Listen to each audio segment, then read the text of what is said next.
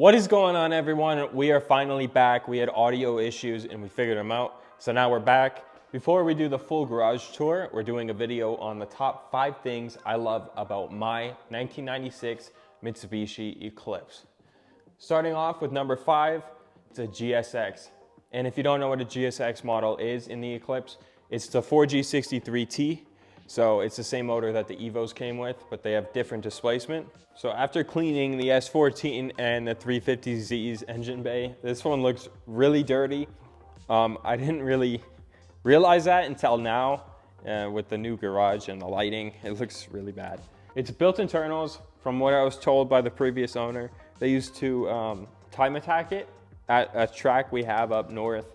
I don't know what they were pushing. I doubt it was that much. It doesn't really matter to me. It's not a performance build right now, at least.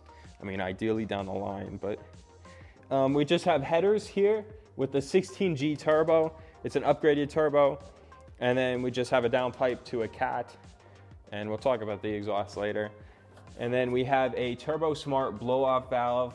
I don't know if the InGen intake is stock, because I've seen it on a couple cars, but I doubt it is, but let me know if you know that down below. And then we just have an air filter, of course.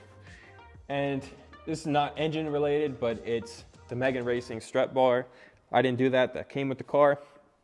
But that's pretty much it. It looks like we have coil packs, and then there's really not much to it. I would just say it is a 4G63T, and it's just beloved. Been reliable, never had a problem once with it, and I was dailying it for 3 years now.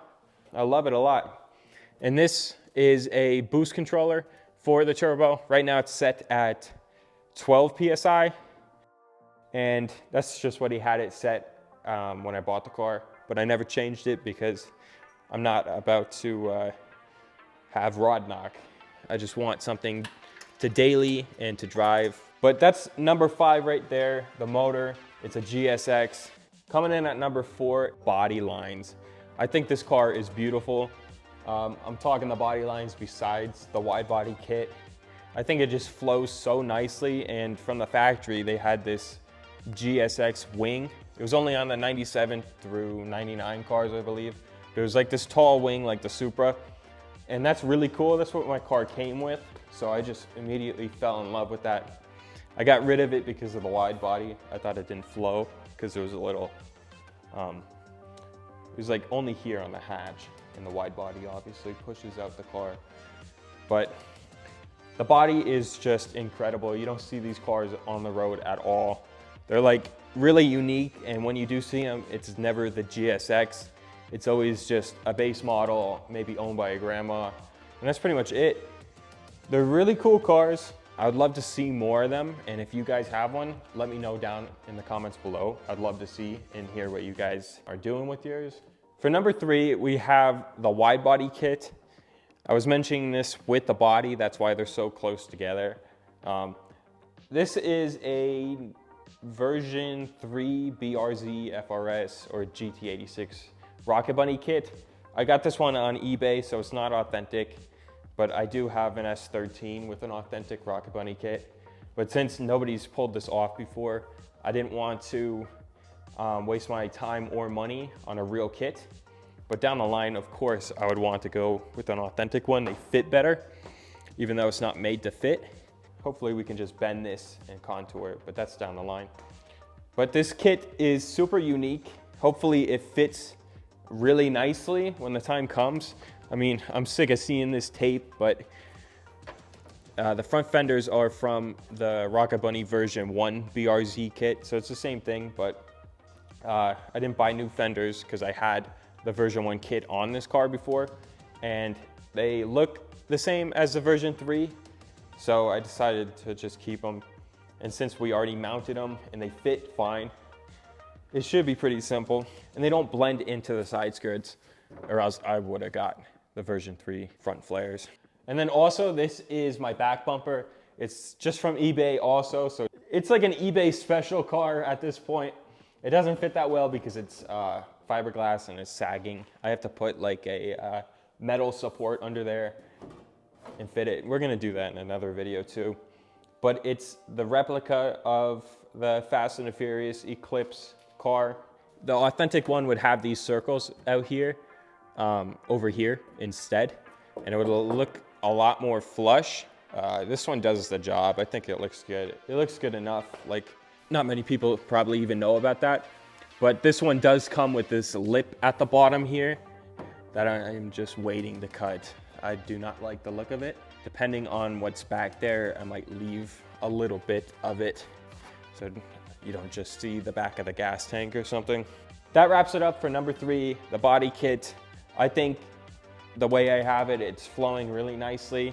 Let me know what you would do differently and if you would add a wing to it, because that is a big debate I'm having right now.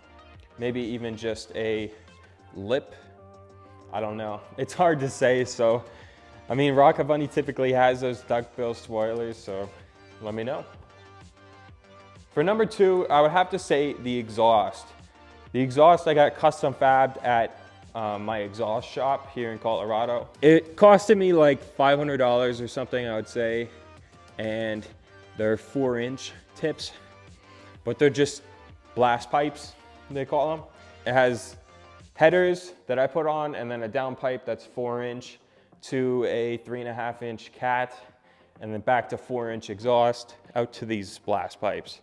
You never see this setup on Eclipses. It's pretty special. It's almost like completely straight piped, except the cat, so it like deafens the tone, and then the blast pipes like open it.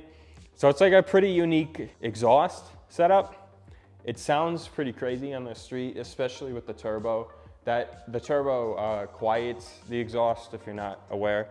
So it's kind of hard to tune a car with a turbo exhaust because they sound a lot different than a naturally aspirated. Coming in at number 1, I would have to say the car in general, and that sounds kind of underwhelming, but when you drive the car, it's like a totally different experience. It doesn't feel like a normal car. It feels low, it feels wide.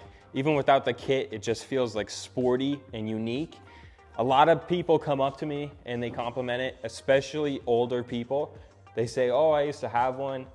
And it's just a really unique feeling. I know this one looks clapped out because it is. It has 180,000 miles on the body and it's from Florida. So it's just sitting outside, getting baked pretty much. This car is my high school car.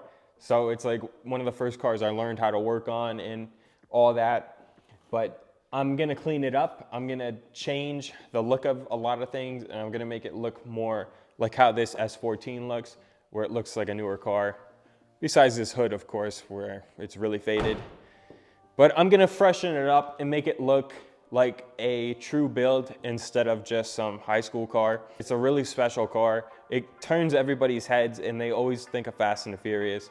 And to see one that's wide body, you either love it or you absolutely hate it, because there are a lot of hate comments with this. But I also had other wheels on it. I had American racing wheels, and a lot of people didn't like that. But I grew up knowing muscle cars, so I didn't really care. I like the look of them. But ever since we put these Kranze LXZs on, we've been getting a lot more love, and people actually like what I'm doing with the build. I would have to say the support behind the car is really appreciated, and it's a lot of what keeps you going with this car. It's hard to see it every day with this orange tape. It kind of takes the joy out of it because I need to work on it. How do you fit something that's never been fitted? And then we're gonna talk about the tint right here. This is mirror tint.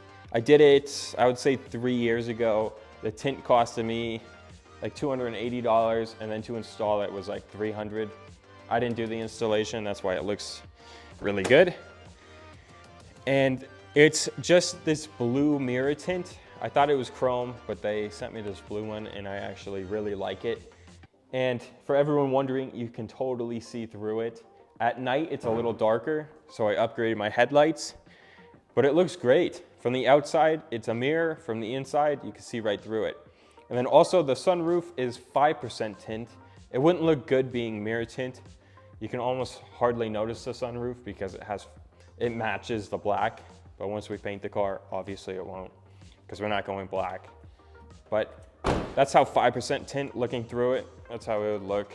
So if you're wondering, that's the mirror tint, completely safe. It's just a little harder at night but I don't drive this car at night. That wraps up the video, guys. Thank you so much for all your support and comments. We really love seeing them, and I will respond to everyone that I can. If you guys want to see other content from us, just let us know down below. We would be willing to do anything you guys say.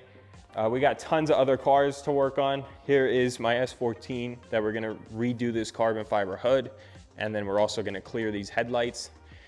And then we're working on the 350Z over here, putting a full authentic Nismo kit on it. Stay tuned for more videos, guys. See you guys in the next one.